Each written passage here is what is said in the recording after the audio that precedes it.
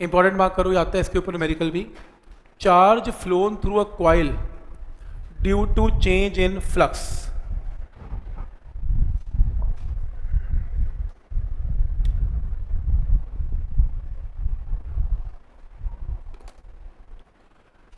देखो, इमेजिन करो आपके पास एक लूप है, आपने लूप को मैग्नेटिक फील्ड में घुमा दिया, उसमें करंट पैदा हो गया।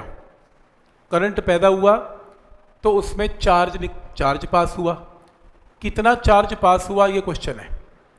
तो रूल नंबर 1, जो ईएमएफ का फॉर्मूला है, अगर फ्लक्स चेंज होता है किसी कॉइल का तो ईएमएफ जनरेटेड क्या होती है, d∅dt। इसके अंदर जो करंट पैदा होगा वो E/R। E का मतलब d∅dt/R। करंट क्या होता है, dq/dt। dt कैंसल, तो आपके पास dq क्या बचेगा, 1/r इंटू d∅। जब small change in flux d∅ हुआ तो स्मॉल चार्ज कितना पास हुआ, dq।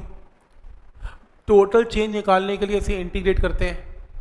स्मॉल d∅ की integration will give delta phi और स्मॉल dq की integration will give delta q। Formula note करें, डायरेक्टली आपकी बुक सप्लाई करती है कि अगर आपकी लूप में फ्लक्स चेंज हुआ तो उसका जो मैग्नीट्यूड होगा चेंज ऑफ फ्लक्स, उसको अगर रेजिस्टेंस ऑफ वायर से डिवाइड कर दें तो क्या जाएगा, टोटल चार्ज की वैल्यू आएगी।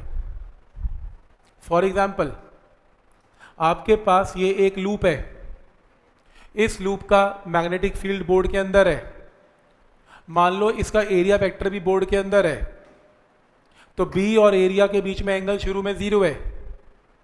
आपने लूप को पलट दिया, ये देखो ऐसे थी, ये ऐसे कर दी, तो एरिया वेक्टर अंदर की बजाय कहाँ आ गया, अब बाहर आ गया।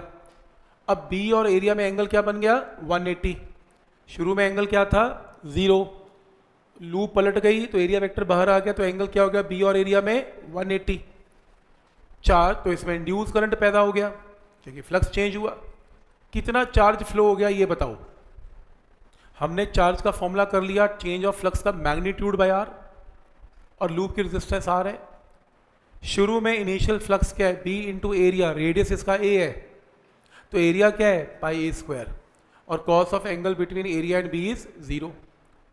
फिर उस केस में क्या हुआ, उस केस में एंगल क्या हो गया, 180, क्योंकि 180 कॉस 180 क्या होता है, -1, तो ये फ्लक्स आ गया।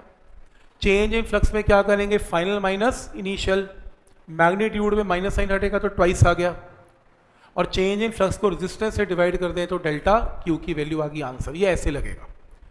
तो अगर आप डेल्टा फाई निकाल दें और उसको रेजिस्टेंस से डिवाइड कर दें तो क्या आ जाएगा, चार्ज की वैल्यू आ जाएगी। समझ में आ रहा है कैसे अप्लाई करना है इसमें।